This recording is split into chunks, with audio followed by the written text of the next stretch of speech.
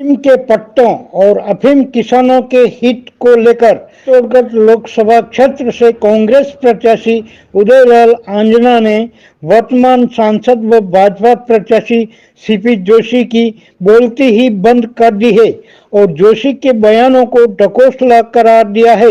इस बात को अगर यूं कहें कि आंजना ने सीपी जोशी को चढ़ा अफीम का नशा ही उतार दिया है तो भी कोई अतिशयोक्ति नहीं होनी चाहिए। अंजना ने राजस्थान की भजनलाल सरकार और गारंटियों की बात करने वाले प्रधानमंत्री नरेंद्र मोदी की भी हवा निकाल दी है।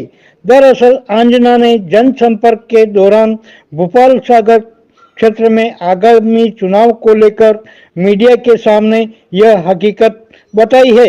अंजना ने भाजपा के प्रदेश अध्यक्ष और अपने प्रतिद्वंदी सीपी जोशी को पूरी तरह से फेल बताते हुए किसानों को 1.5 लाख अफीम के पट्टे दिए जाने के सवाल पर कहा कि जोशी ने किसानों का जितना नुकसान किया उतना किसी ने भी नहीं किया है।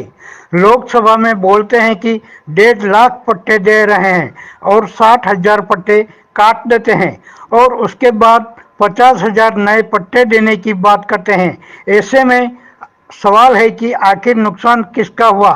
10,000 पट्टे तो कम पड़ ही गए ना, उन पर क्यों नहीं बोलते जोशी? नुकसान किसका हुआ? सीपीएस पद्धति कौन लाया? इस सीपीएस पद्धति ने किसानों को दुखी करके रख दिया है। यही हाल रहा तो लोग अफीम की खेती करना छोड़ देंगे।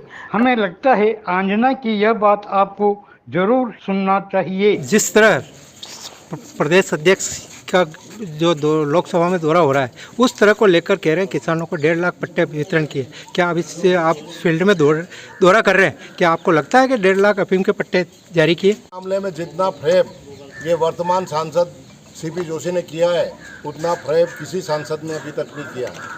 कब कब बोले ये विधानसभा लोकसभा में अफीम काश्तकारों के लिए, हर बार कहते हैं कि 1.5 लाख पट्टे दे रहे हैं और 60,000 पट्टे कट जाते हैं और 50,000 पट्टे नहीं देने की बात करते हैं तो 10,000 पट्टे तो कम हुए नहीं। नई स्कीमें लाते हैं सीपीएस। ये सीपीएस पद्धति भी सीपी साहब तो हमारे सांसद साहब हैं और एस का मतलब सांसद होता है, तो इसे सीपीएस पद्धति ये लाए हैं जिससे काश्तकार बहुत दुखी है। अगर यही पद्धति चलती रही तो शायद अफीम किसान अफीम की खेती करना ही बंद कर दें। कानून व्यवस्था पर मुख्यमंत्री भजनलाल शर्मा पर निशाना साधते हुए पूर्व मंत्री आंजना ने कहा कि 3 महीने के अंदर राजस्थान में जितनी कानून व्यवस्था खराब हुई है उससे लोगों का जीना दूभर हो गया है। हत्या, बलात्कार, लूटपाट की वारदातें लगातार बढ़ रही है लेकिन उस पर बोलने वाला कोई नहीं है। रेत माफिया आए दिन वारदातों को अंजाम दे रहे हैं। सीएम भजनलाल शर्मा को आंजना ने किस तरह धोया यह भी आपको सुन लेना चाहिए। क्या राजस्थान वर्तमान में सरकार क्या कानून व्यवस्था को लेकर जिस तरह अपराध बढ़ रहे हैं, क्या आप दौरे कर रहे हैं, क्या लग रहा है आपको सरकार के मामले को लेकर? 3 महीने के अंदर ही जितनी कानून व्यवस्था राजस्थान सरकार की खराब हुई है, अगर यही क्रम चलता रहेगा तो यहाँ लोगों का रहना दूभर हो जाएगा। रोज अखबारों में पढ़ते हैं बलात्कार हो रहे हैं, हत्याएं हो रही है, ट्रकों से कुचले जा रहे हैं लोग, रेती माफिया काम कर रहे हैं। ये क्या तमाशा हो रहा है? ये क्या कोई कानून व्यवस्था हुई क्या? क्या सर माना जाए कि गहलोत सरकार के जन कल्याणकारी योजनाओं का आप अभी फील्ड में दौड़ रहे हैं, क्या वर्तमान सरकार जन कल्याणकारी योजनाओं को कहीं देखने को मिल रहा है? और जनता में निराशा है। मोदी जी के फोटो लगाए जा रहे हैं, लोग निराश होकर दौड़ रहे हैं। जब मैं बात उठाता हूं तो एक दिन लोग निराश हो जाते हैं और मजाक करते हैं कि मोदी जी अभी से खाली थैले देने लग गए हैं। क्या उन थैलों में अशोक गहलोत तो कुछ भर के दे रहे थे, राशन का सामान सभी होता था, लेकिन ये खाली थैले अभी दे रहे हैं लोकसभा चुनाव से पहले। तो लोकसभा चुनाव के बाद इन योजनाओं का क्या होगा? आज खाली देने वाले लोग ये खाली थैले तक नहीं देने वाले बाद में, इसमें कोई दो राय नहीं है। बिजली के बिल आने लगेंगे, घर के बिजली के बिल आने लगेंगे, कुएं के बिजली के बिल आने लगेंगे। मुख्यमंत्री चिरंजीवी योजना इन्होंने लगभग बंद ही कर दी है, आयुष्मान योजना उसकी जगह लागू कर दी है। तो लोगों के दुखी होने के दिन आ रहे हैं, इसलिए जनता अगर झटका दे दिया तो इनकी अकल ठिकाने रहेगी और निसंदेह कांग्रेस सरकार की सब योजना ये चालू रखने पर मजबूर हो जाएंगे अगर जनता ने साथ दिया तो। आंजना ने प्रधानमंत्री मोदी की गारंटी पर कहा कि मोदी नित नई गारंटियां दे रहे हैं। 2014 में की गई उन गारंटियों का क्या हुआ? मोदी ने जनता को 30 रुपए लीटर पेट्रोल देने, काला धन वापस लाने, हर साल 2 करोड़ लोगों को रोजगार उपलब्ध कराने और किसानों की आमदनी दुगुनी करने की गारंटी दी।